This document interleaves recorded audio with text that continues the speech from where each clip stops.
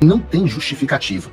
É ditadura completa. É batom na cueca para crime de abuso de autoridade, que deveria ser apurado caso nós tivéssemos um Senado Federal funcionando. Eu não podia deixar de comentar sobre essa nova ação do pseudo-juiz foragido dos Estados Unidos, Alexandre de Moraes, no caso do golpe da Disney.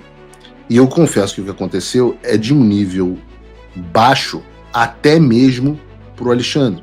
É difícil a gente se chocar aqui. O Alexandre, ele já vem cometendo a arbitrariedade há muito tempo. Mas essa foi um novo patamar para ele. Confirma, inclusive, o que eu falei aqui no início da semana sobre o Alexandre estar cada vez menos se importando em passar uma aparência de legalidade para as ações dele. Vejam essa matéria disponível no site do Paulo Figueiredo Show. Moraes manda prender Marcelo Câmara e abre inquérito contra advogado. Se você não viu isso ontem, a prisão do coronel Marcelo Câmara, que era um dos assistentes pessoais do presidente Bolsonaro, e a abertura de um inquérito contra o Kuntz, Eduardo Kuntz, seu advogado, vem na sequência, na esteira dos fatos que a gente também comentou essa semana sobre o Mauro Cid ter mentido acerca de não ter mantido contato com pessoas através de redes sociais de terceiros. Como nós vimos, inclusive no programa de ontem e nos outros programas, ficou provado que o Cid realmente manteve contato com Eduardo Kuntz e passou a ele informações sobre a sua delação e também os bastidores sobre o que estava ocorrendo na Polícia Federal. Do que eles estavam, da tese deles pronta, de que ele estava sofrendo tortura, de que aquela investigação não era séria, que a decisão do Alexandre já estava pronta. E diante desse fato, as defesas, tanto a do Marcelo Câmara como a do presidente Bolsonaro, pediram a anulação da delação do Mauro Cid, o que foi prontamente negada pelo Alexandre, até aí de forma esperada. Não é o legal, não é o normal, mas nós não vivemos num Estado de Direito, nós vivemos no Xandaquistão. Quer dizer, vocês vivem no Xandaquistão. Então, diante de tudo isso, não somente o imperador do Xandaquistão negou o pedido, o Ayatollah, como partiu para uma coisa absolutamente inovadora. Ele puniu o advogado que fez o pedido. Mas isso já é absolutamente desprezível, mas não é isso ainda que foi inovador. O pior foi a justificativa que o Ayatollah usou para mandar prender o coronel Câmara, porque ela é absolutamente fraudulenta. Absolutamente fraudulenta. E eu vou citar aqui o argumento ipsis literis, para ninguém me acusar de fake news. Verifica-se, a partir das informações prestadas pela própria defesa de Marcelo Costa Câmara, que o réu descumpriu medidas cautelares impostas nos autos da PEC 1200 de, abre aspas, proibição de utilização de redes sociais próprias ou por terceira pessoa e proibição de contato com demais investigados, inclusive por intermédio de terceiros, revelando seu completo desprezo por essa Suprema Corte e pelo Poder Judiciário e a continuidade de práticas ilícitas. Bom, completo desprezo pela Suprema Corte, Alexandre, todos os brasileiros de bem têm. Nem por isso a ordem foi descumprida.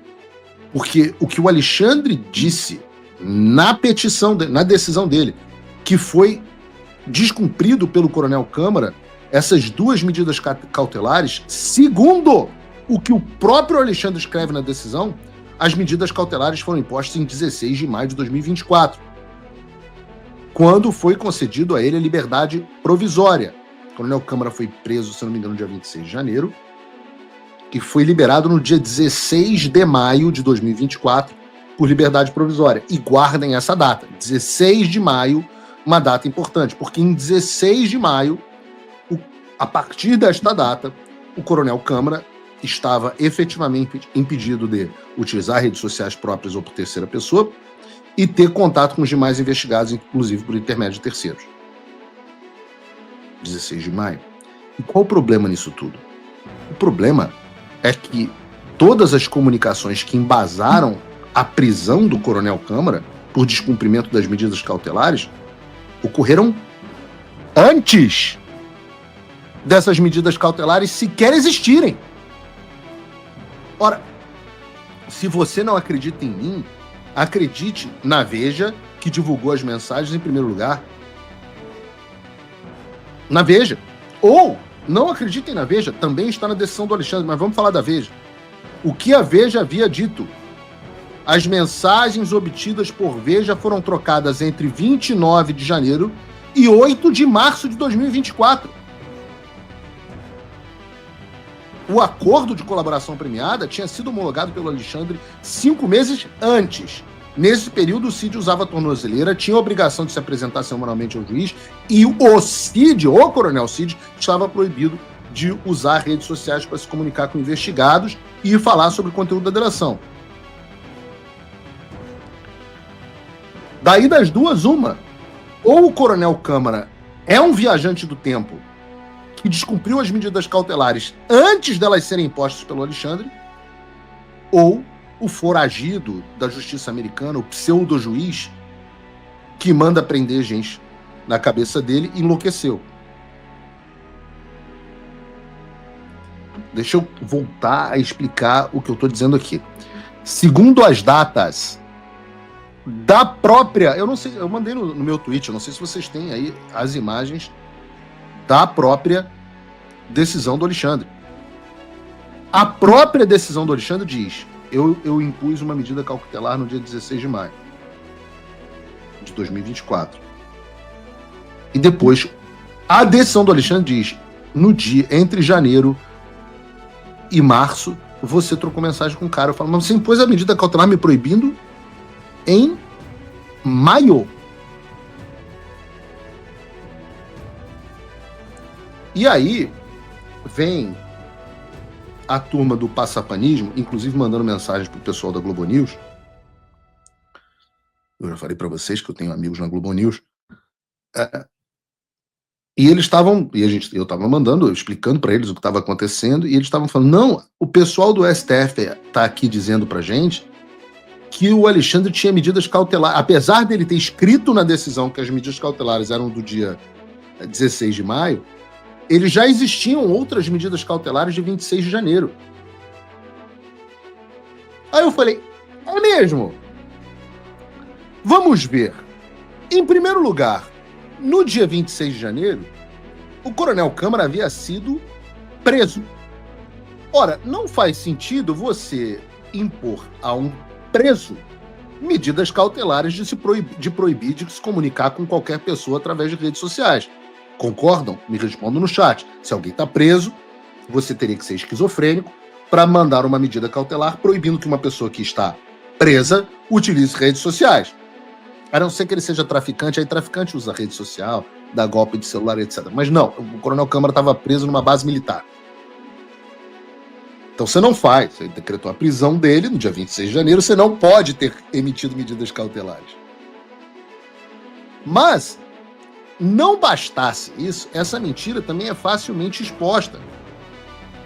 Já que você consegue abrir, por exemplo, a PET 1200 original, coloca ela aí na tela pra gente, Bruno, e reparem que na lista de proibição de manter contato com os demais investigados, consta até o meu nome, tá aí. Tá aí o nome do Jair Messias Bolsonaro, tá o nome do Paulo Renato de Oliveira Figueiredo Filho. Um acaso, esse que vos fala. Mas não consta o nome do coronel Marcelo Câmara. Tanto é assim que, como nós vimos, na própria decisão, o Alexandre se refere à medida cautelar emitida em maio. Ou seja, não tem justificativa. É ditadura completa. É batom na cueca para crime de abuso de autoridade, que deveria ser apurado caso nós tivéssemos um Senado Federal funcionando. Essa prisão é como... Deixa eu explicar para você de uma forma bem simples de você entender. É como se você tivesse sido multado por furar um sinal vermelho antes do semáforo ser instalado. É pior do que aquele filme Minority Report, que você é preso por um crime que você cometeria no futuro. O Alexandre de Moraes inventou a medida cautelar de volta para o futuro. Imaginem que loucura.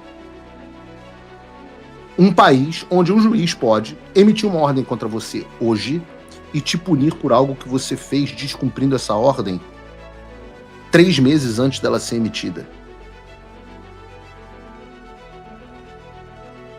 Não percam a capacidade de se chocar, porque isso até agora não havia acontecido.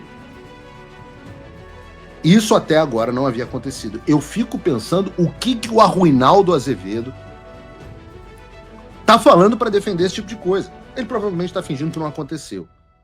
Mas eu fico pensando, né? Entendam, esse é o motivo pelo qual a esquerda tem pavor que eu volte para a televisão para um programa de debate. Não é porque eu sou um exímio debatedor. É só porque eu consigo identificar incoerências óbvias. E não importa quem esteja do outro lado, essa pessoa nunca vai conseguir me suplantar num debate, porque o que ela vai dizer? Qual é o argumento que ela pode usar? Se você, como eu, está dormindo mais tranquilo agora que o Trump voltou à presidência, ótimo. Mas e o Brasil? Nosso país continua no buraco. A volta do Trump nos dá esperança, mas as coisas não vão se resolver sozinhas. Vai ser preciso muito trabalho, meu e seu. E não adianta xingar muito nas redes sociais achando que isso resolve alguma coisa. Não tem salvador da pátria. Não tem um político que vai resolver por você. A responsabilidade é sua. Eu larguei tudo para me dedicar a isso. E você? Como você pode ajudar sem abandonar as suas obrigações? Simples. Apoie quem está na linha de frente. Sem isso, esse trabalho simplesmente não continua. Acesse www.paulofigueiredoshow.com/apoie e com a partir de $5 por mês, garanta que isso siga em frente. Se puder ir além, torne-se meu patrono Gold e participe do meu grupo privado e ajude a definir as minhas próximas pautas. A diferença entre vencer e perder está na ação. Durma tranquilo, sabendo que você fez a sua parte.